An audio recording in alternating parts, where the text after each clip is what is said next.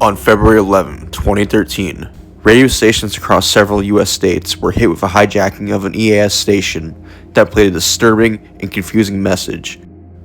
Among the states, the first one to be hit was Great Falls, Montana, and during a showing of the Steve Wilkos Show, a popular talk show at the time, the message hit right in the middle of it. This is what the viewers of Great Falls, Montana, as well as several other U.S. cities saw.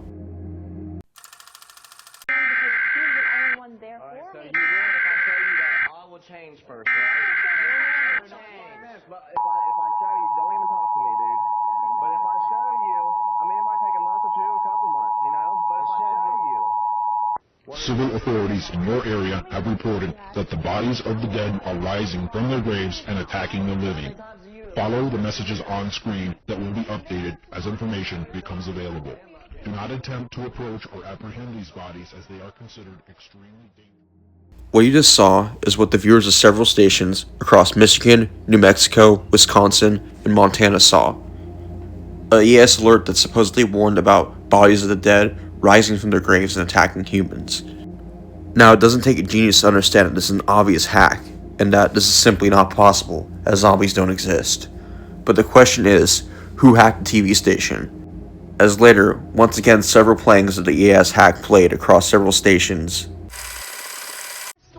To your weekend plans. No one in North Central Montana can Experience you can trust technology. You can count on. KRTV, Storm Tracker Weather, Montana's most accurate.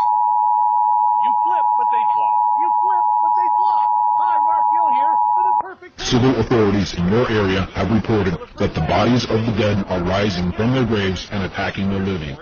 Follow the messages on screen that will be updated as information becomes available.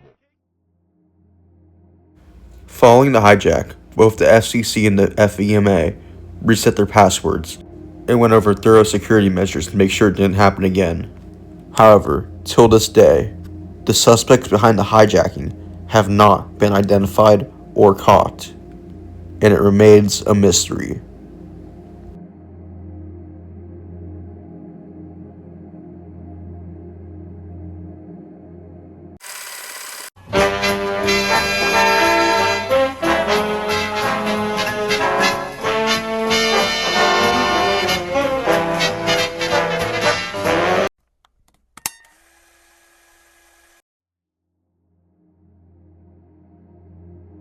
On September 29, 2016, a New Jersey transit train crashed into Hoboken Terminal in Hoboken, New Jersey, killing one and injuring 112 other.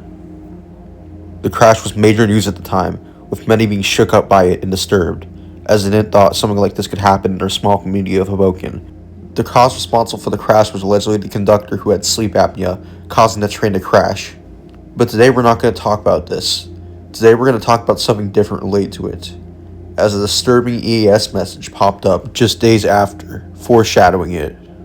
On October 1st, 2016, people watching the local news on TV would be greeted by an EAS system alert. Nothing out of the normal for emergencies and testing, but this one would say a disturbing message that seemed to hint at something.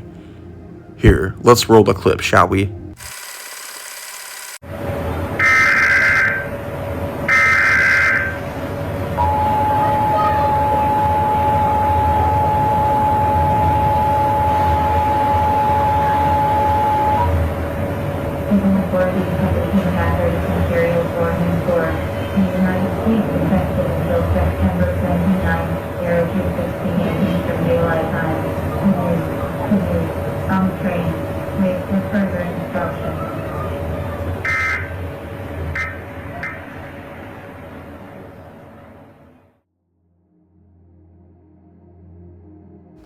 I don't know about you guys, but I find this one particularly disturbing.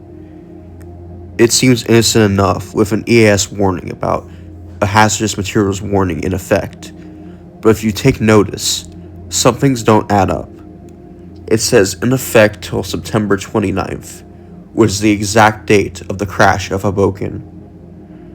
And also, funnily enough, and more disturbing, it seems to have the words, "Would you, could you," on a train, which is a direct reference to Dr. Seuss, of course, but being here, during a hazardous materials warning issued for September 29th, coincidentally, is disturbing to say the least.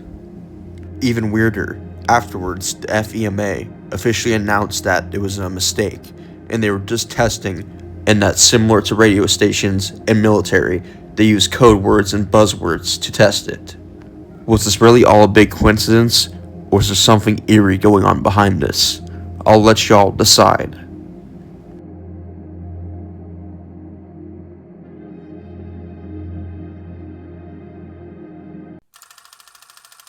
Take immediate action measures. Repeat. The U.S. Pacific Command has detected a missile threat to Hawaii. A missile may impact on land or sea within minutes. This is not a drill. If you are indoors, stay indoors. If you are outdoors, seek immediate shelter in a building. This is not a drill. If you are indoors, stay indoors. If you are outdoors, seek immediate shelter in a building. Remain indoors well away from windows. If you are driving, pull safely to the side of the road and seek shelter in a building or lay on the floor. We will announce when the threat has ended. In the early morning of January 13, 2018, in a place known for paradise, people were caused into a nationwide panic in Hawaii after a false missile alarm sent off. People were rushing the streets to find shelter as their phones and emergency services alerted that a ballistic missile threat was inbound to Hawaii and to seek immediate shelter.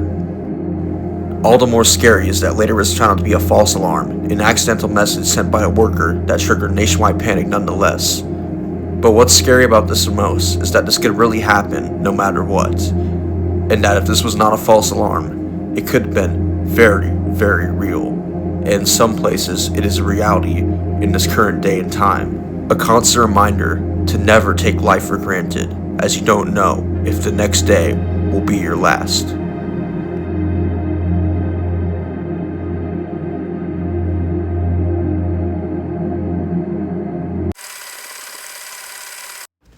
Dennis Lynn Rader, also known as the BTK Killer, which stands for Bind, Torture, Kill, is an American serial killer who killed at least 10 people in Wichita and Park City, Kansas. Although he also attacked children and men, Rader would typically target women. His victims were often bound and gagged inside their own home, then either strangled with a bag and suffocated, or strangled with some kind of ligature other than a bag. But today we're going to be talking about him for a different bonus reason, as the Kansas police used to place ads in the late night news stations. Imagine you're scrolling through the TV, watching the late night news, when all of a sudden you see this flash. Late at night, during news segments, the Kansas police would place these ads, which said this little message which would flash for a split second before disappearing. Now call the chief.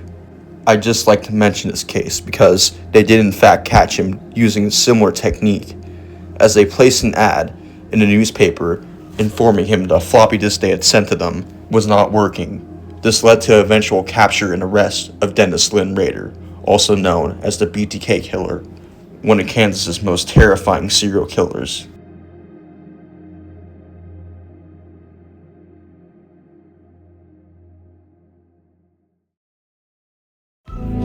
Well guys, you've reached the end of the video. My name is Vaporing Chris, and thank you for watching. I hope you enjoyed, and I'll see you on the next video. And by the way, make sure to subscribe and like the video, as it greatly helps me to keep pushing out content like this for y'all, and make it. So once again, thank you for joining, and I'll see you on the next video. Good night.